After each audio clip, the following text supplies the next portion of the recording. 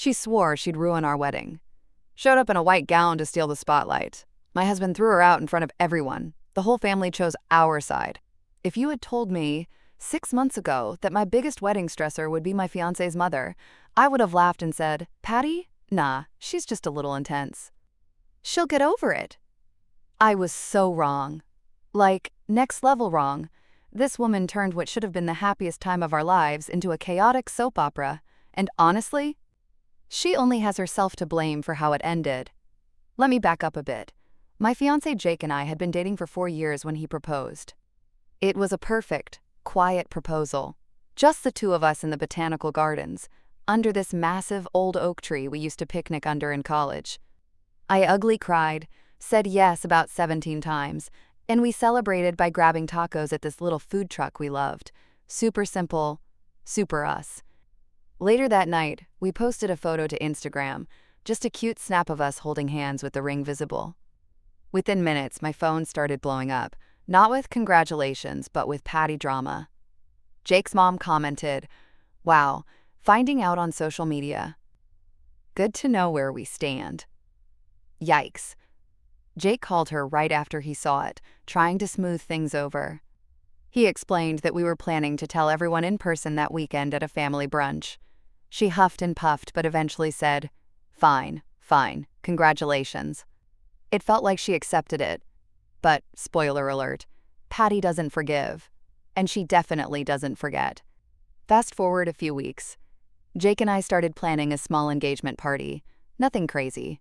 Backyard barbecue at my parents' place, casual vibes, maybe 40 or so people. We were focused on keeping it low stress, affordable, and fun. Patty immediately volunteered to help, which honestly should have set off about 50 alarm bells. She said she'd take care of decorations and food as her gift to us. Jake and I were a little hesitant, but she insisted, and we didn't want to start off by rejecting her. At first, it seemed like she was on board. She asked for our color scheme, light pastels, the vibe we were going for, casual garden party, and even seemed excited about the whole thing. We thought, maybe we're being too harsh, maybe Patty's just a little misunderstood. Bless our naive little hearts. The first warning shot came when my friend Laura texted me asking, "Hey, is the engagement party really black tie?" Black tie. I stared at the message like it had personally insulted my family. I texted her back immediately like, "NOOO, it's totally casual, who told you that?" Apparently, Patty had texted several guests to tell them it was a formal black tie event because, and I quote, "You only get engaged once, and it deserves to be celebrated properly." Jake called her again, and she pulled the classic, "Oh, I must have misunderstood. I thought you two changed your minds" act. Then she threw in a guilt trip about how hard she was working on the party and how nobody appreciates her. Jake apologized, even though she was clearly in the wrong, just to keep the peace. I was already having stress dreams about showing up to a backyard party in a sundress surrounded by people in tuxedos. I wish I could say that was the worst of it. Patty's next power move? She sent out a second update to the guest list that we didn't even approve, adding her own friends to the party, like people we didn't know. Like her hairdresser, her coworker from 3 jobs ago, her neighbor who she's only Facebook friends with. Suddenly, this chill backyard thing was turning into an event for 80+ people, many of whom had never even met Jake and me. Jake and I had an emergency meeting, furious whispered argument, over Thai food in our living room. We decided we were going to pull back control a bit. We told Patty, very nicely, that while we appreciated her help, we would be handling the guest list and final details ourselves. Patty was not pleased. She said we were ungrateful and accused me of turning Jake against his own family. Classic. I honestly thought maybe things would die down once she realized we weren't budging. Spoiler, they didn't. The day of the engagement party arrived, and from the moment I pulled up to my parents' driveway, I knew we were absolutely screwed. The first thing I noticed was the balloons. And not just like cute pastel balloons tied to chairs or whatever. No, Patty had brought in what can only be described as an avalanche of metallic gold and silver balloons. Some were shaped like wedding rings. Some spelled out, "Congratulations, Jake and Jane." My name is Jenna, by the way. Nice. The cherry on top? A massive inflatable arch that said, "Love wins," in blinding rainbow glitter font. It looked like Pride Month had exploded onto our backyard. I'm all for colorful celebration, but this was not the vibe we had planned. I took a few deep breaths. It's just decorations, right? It's fine. Then I saw the tables. Patty had rented round white tables. No big deal, but she'd covered them in these hideous satin tablecloths that clashed so hard with the garden theme it physically hurt my eyes. The centerpieces were, wait for it, fake red roses spray-painted with silver glitter. They were literally shedding sparkles all over the food. I watched a gust of wind send a shower of glitter straight into the chip bowls. Jake caught up to me as I was just standing there, frozen in disbelief. He put a hand on my back and just said quietly, "We're getting married for us, not for this." Bless him. I wanted to cry, but instead I forced myself to laugh. Then the guests started arriving. Ma. Half of them were dressed casual. Half were in full black tie, because of course they got the formal memo. My uncle showed up in a tuxedo. My cousin rolled in, wearing a literal prom dress. It was chaos. People looked confused and kept asking if they were at the wrong party. Some poor guy wandered around with a wrapped wedding gift because he thought it was our actual wedding reception. Patty, meanwhile, was strutting around like a proud general inspecting her troops. She was wearing, I swear I'm not making this up, a floor-length, white sequined gown. White, sequined, gown. To my engagement party. She even had a little matching white clutch. She kept making speeches to random guests like, "It's just such an emotional day. Seeing your son grow up and leave you for another woman," and dabbing fake tears with a handkerchief. I could feel my soul physically leave my body. Jake's dad, for what it's worth, looked embarrassed as hell. He kept trying to herd Patty away from people, but she would just pop up somewhere else, dramatically sighing and fake smiling at me every time our eyes met. Oh, and about the food? Remember how she promised she'd handle it? Now, CAs, instead of the simple barbecue we had planned, burgers, hot dogs, some vegan options, Patty had hired some gourmet catering company that specialized in fancy tiny foods. You know those weird little bite-sized blobs that cost a fortune but don't fill you up? There were things like avocado foam with truffle essence and deconstructed lemon tarts. Nobody knew what they were eating. My dad literally asked if the tiny glass of green sludge was a dipping sauce before realizing it was a $12 appetizer. It got worse. Around 2 p.m., just as everyone was finally settling in, Patty got up, unprompted, and grabbed the microphone. Yeah, she had rented a microphone setup. She tapped it dramatically. "Attention, everyone. I'd like to say a few words." Jake and I exchanged panicked glances. He started to get up, but I grabbed his arm. Maybe she'll just say congratulations and sit down, I thought. Maybe it won't be that bad. Reader, it was that bad. Patty launched into this long, rambling speech about how letting go of your firstborn is like losing a part of yourself, how some women come into a family and try to change everything, and how she hoped that no matter what happens, Jake would always remember where he came from. People were staring. You could feel the secondhand embarrassment thick in the air like smog. I just sat there, smiling painfully, clutching Jake's hand like it was a life raft. Jake was gripping my hand so hard, I thought we might both lose circulation. His jaw was clenched so tight, I swear you could hear it creaking. When Patty finally sat down, there was this awkward smattering of polite claps. My best friend Laura caught my eye and mouthed, "Are you okay?" I nodded, because what else could I do? Flip the charcuterie board and storm out? Jake excused himself, pretending to need a bathroom break, but really just went inside to scream into a pillow. I'm assuming I didn't follow him, because frankly, I needed a break too. I stayed behind to keep things from totally falling apart. Guests started awkwardly trying to steer conversations back to normal, but Patty wasn't done yet. Oh no. Not even close. Just when I thought it couldn't get any worse, Patty unveiled her surprise slideshow. She had, without asking us, created a whole PowerPoint presentation of Jake's life. Cute idea, right? In theory, except every photo of Jake after the age of 18 cropped me out. Every full, single one. Vacations we took together? Cropped. Holidays? Cropped. My birthday party where Jake was holding a cake? Cropped to just show Jake and the cake. The only mention of me came in one single photo caption that said, Jake with a friend, later his fiancé. Like I was some footnote in his life story. At that point, my mom, who had been trying to stay chill all day, came over, put a wine glass in my hand, and just whispered, "It's your engagement party. Take a deep breath." She doesn't matter. We do. And honestly, that helped. I sipped the wine, pasted on my best fake smile, and decided right then and there. Patty wasn't going to ruin this for me. Not today. Not ever. Little did I know. The real blow-up hadn't even happened yet. The party somehow stumbled through the afternoon after Patty's PowerPoint disaster, but the energy was off. People were polite, but you could tell they were uncomfortable, like they didn't know whether they were supposed to congratulate us or offer condolences. My uncle joked later that it felt less like an engagement party and more like a going-away party for Jake's freedom. Thanks, Uncle Rob. Very cool. Anyway, after the slideshow, Patty decided she wasn't done being the center of attention.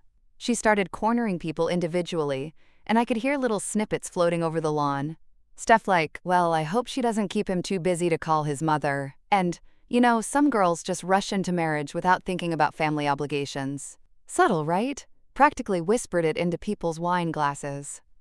Jake eventually came back outside looking like he'd fought a war and lost. He gave me this look like, "We're burning this whole party down when it's over." I just squeezed his hand and tried to make the best of it. Smile, nod, sip wine, repeat. Then came the incident. Around sunset, when people were finally starting to loosen up, thanks to an open bar my parents generously set up, thank God, Jake's best man, his cousin Sean, stood up to give a toast. Sean's a chill guy, nothing dramatic. He said a few heartfelt words about friendship, love, and how he'd never seen Jake so happy. It was actually really sweet. When Sean sat down, everyone clapped, except Patty. Instead, Patty stood up again, clutching her wine like a microphone. "Since we're sharing memories," she slurred a little, "I'd just like to say, there's still time for Jake to back out if he realizes this isn't right." Dead. Silence. You could hear the forks hitting plates. Jake's cousin literally choked on his wine. My dad looked like he was about to launch over the table. Jake, bless him, stood up so fast his chair almost toppled backward. He walked right over to Patty, leaned in very close and said, low enough that most people couldn't hear, but loud enough that I caught every word, "Mom, you either sit down and shut up, or you can leave right now." The world froze. Patty's face went through all 5 stages of grief in about 3 seconds. Shock, anger, bargaining, denial, more anger. She opened her mouth to argue, but Jake didn't give her the chance. "I'm serious. Sit down, shut up, or leave." She sat down. For about 5 minutes. Then she started fake crying into her napkin, loud enough for the neighboring zip code to hear. At that point, my mom calmly went into the house, grabbed Patty's purse, and handed it to her without a word. Patty got the message loud and clear. She huffed, muttered something about how nobody appreciates her sacrifices, and marched out the backyard gate like a queen banished from her own kingdom. Her husband, Jake's dad, a quiet and exhausted man, just shrugged and stayed. Honestly, he looked relieved. After she left, the party got way better. People actually relaxed. There was laughing, dancing, real toasts, no awkwardness. We turned up the music, popped open another bottle of champagne, and for the first time that day, it felt like a real celebration. Jake looked like 1,000 pounds had been lifted off his shoulders. At the end of the night, Jake pulled me aside while we were cleaning up folding chairs and said, "I'm sorry. I should have shut her down way sooner." I told him it wasn't his fault. Patty wasn't going to magically become a different person just because we were getting married. "You can't fix her," I said. "You can only set boundaries." He kissed my forehead and said, "Then maybe it's time for a big one." I didn't really know what he meant until a few days later. The Monday after the party, Jake and I were decompressing at home when his phone rang. It was Patty. Jake hesitated, then answered it on speaker. Big mistake. Patty immediately launched into a rant, how we had humiliated her in front of her friends, how it was cruel to kick the mother of the groom out of her own son's party, how good luck having a wedding without family support, because some bridges can't be unburned. Jake stayed calm for about 90 seconds. Then he said, "Mom, I'm only going to say this once. If you can't support us, you're not invited to the wedding." Patty gasped like he had physically slapped her. "You wouldn't do that to me," she shrieked. Jake looked me dead in the eye and said, "Try me." He hung up. I sat there, stunned, phone buzzing on the table like an angry little hornet. Patty called back 4 times. Left voicemails. Texted long, rambling walls of text about how she was heartbroken, betrayed, etc. My favorite line was, "You're choosing her over your own blood," as if marriage wasn't literally choosing your person. Jake blocked her number. We sat there in stunned silence for a minute, then started laughing. Like full-on hysterical laughter. Because honestly, what else could you do at that point? Patty had played herself, and this time there were going to be consequences. After Jake hung up on Patty and blocked her number, it felt like a giant weight had been lifted. For the first time since getting engaged, we had a few days of peace. Actual, honest-to-God peace. We picked out our wedding bands, finished finalizing the menu with our caterer, and even locked down the DJ. Everything was coming together. Until Patty found new ways to reach us. I don't know how many burner accounts this woman made on Facebook, but it became a running joke between Jake and me. Every few days, a brand new cousin or family friend we'd never heard of would pop up with a suspiciously familiar writing style, leaving comments like, "Family is everything. Some people forget that. Sad," or sending weird DMs like, "It's not too late to fix things. Your mother is hurting." Jake's personal favorite was when one account, called FamilyLove_73inches, messaged him a poem about wayward sons forgetting their roots. A poem. He laughed so hard, he had to lie down on the couch. Honestly, if Patty spent half as much energy on self-reflection as she did on stalking, she could have run for mayor or something. Anyway, Jake changed all his privacy settings, and we basically went no contact after that. He even warned his dad that if Patty tried to crash the wedding, security would be called immediately. His dad, a very tired man at this point, just sighed and said, "Honestly, I'll help carry her out myself." We thought maybe, just maybe, things would cool off after that she'd realize she had crossed a line and back off. LOL. Nope. About 2 weeks before the wedding, Jake's aunt, his mom's sister, reached out to me privately on Instagram. She said she needed to give us a heads up, and at first I was terrified it was going to be more drama. But honestly, it was the best tip-off we could have asked for. Apparently Patty had been telling certain family members that she was planning her own alternative wedding reception for Jake and me, on the same day as our actual wedding. I'll let that sink in for a second. She was literally organizing a shadow wedding reception across town. Her plan? Rent out a banquet hall, she had already put down a deposit, invite only real family and friends, and announce it after our actual ceremony. She figured we would be so touched that we'd cancel our reception and come to hers instead. I wish I was joking. I wish. When Jake heard about this, he didn't even get angry. He just laughed. That cold, tired laugh you make when you realize someone is completely and utterly hopeless. We immediately called our wedding venue, gave them a heads up about possible disruptions, and hired an extra security guard for the entrance. The venue coordinator was incredibly understanding. Apparently, rogue family members are more common than you'd think. She even suggested having a password system for guests. Our password was tacos. Because why not? We also updated our wedding website with a private FAQ section for guests only, explaining politely that there was only one reception and anyone hearing otherwise should please ignore it. Patty's alternative reception fizzled spectacularly before it even started. Most of the family had already RSVP'd to our real wedding, and nobody wanted to deal with the crazy circus she was trying to stage. Only 3 people agreed to go to hers, and 2 of them backed out when they realized she expected gifts. In the end, her little backup plan never even made it out of the planning phase. She wasted her deposit money and sulked about it on Facebook for days, posting cryptic status updates like, "Some people don't know what they've lost until it's too late." Cue tiny violin. The final straw came 1 week before the wedding. Jake got an email, not a text, not a call, an email, from Patty. A last-ditch, all-caps subject line. A mother's final plea. You know it's serious when someone caps locks that hard. Inside the email was this long, rambling essay about how blood is thicker than water, how family should always come first, how she gave Jake life and deserved respect, etc., etc. She ended it with a threat. "If you go through with this wedding without me, you will regret it for the rest of your life." Jake calmly replied, and I quote, "Mom, the only thing I regret is not setting boundaries sooner. Please do not show up. If you do, you will be escorted out." And that was it. No flowery goodbye, no guilt-tripping, no room for argument. Just facts. We didn't hear another peep from her after that. Or so we thought, because on our actual wedding day, Patty did try one more thing. And oh boy, it backfired harder than anything she'd pulled so far.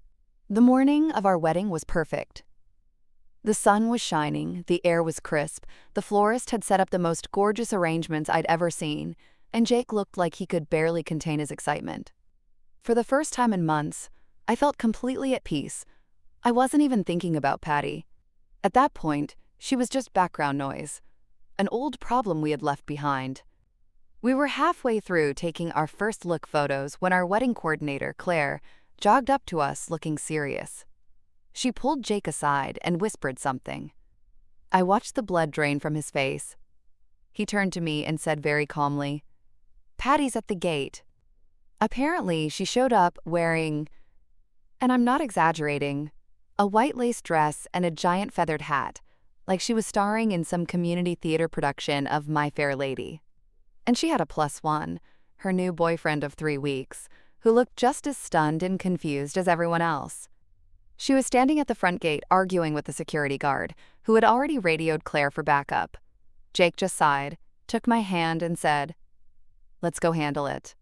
Now look, I had promised myself I wouldn't let anything ruin this day.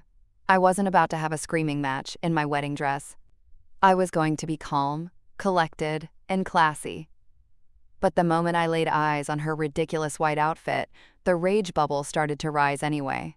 Jake got there first. "Mom," he said, keeping his voice low and even, "we told you not to come." Patty clutched her fake pearls dramatically. "I gave birth to you. How dare you exclude me from your own wedding?" Jake just shook his head. "You tried to sabotage our engagement party. You tried to hijack the reception. You harassed Jenna. You lied to the entire family. You're not welcome here. Leave." The boyfriend, poor dude, looked like he was about to melt into the sidewalk. Patty started fake crying again, real loud this time, trying to draw attention. People inside started noticing. My maid of honor poked her head out and immediately started corralling guests back inside. "This woman," Patty screeched, jabbing a finger at me, "has poisoned you against your own family." At that point, the security guard, absolute MVP, gently but firmly told her she needed to leave or the police would be called. Patty, realizing she wasn't going to get her big dramatic scene, finally backed down. But she had to get the last word, of course. As she turned to leave, she shouted over her shoulder, "You'll regret this. When she leaves you like they all do, don't come crawling back." The boyfriend practically sprinted after her. Jake just laughed. Actually laughed. We turned around and walked back toward the ceremony hand in hand. "You okay?" I asked. "Never better," he said. And he meant it? The rest of the day? Absolutely magical. We said our vows under the oak tree, danced under the stars, laughed until our faces hurt. Everyone we loved was there. Everyone who actually supported us. And Patty? She spent the night posting cryptic Facebook updates from a Holiday Inn 2 towns over. Stuff like, sometimes the hardest thing is watching your children make mistakes you can't fix, and family is forever, until it isn't. Nobody cared. After the wedding, Jake and I went completely no contact with her. No more texts, no more calls, nothing. His dad eventually divorced her a year later. Turns out, Jake wasn't the only one tired of her drama. At the divorce hearing, she even tried to blame me for turning the family against her. It was almost flattering, honestly. Now, years later, Jake and I still laugh about that day. Sometimes we'll be driving past a fancy event space and he'll say, "Think Patty's alternative reception is still happening?" And we'll dissolve into giggles all over again. Moral of the story? If someone shows you who they are, believe them, and never ever underestimate a mother-in-law with a grudge and access to glitter. Best decision we ever made was not letting her have a single inch of control. Not over our engagement, not over our wedding, not over our lives. And we've been ridiculously, blissfully happy ever since. Without the feather hat, without the drama, just us.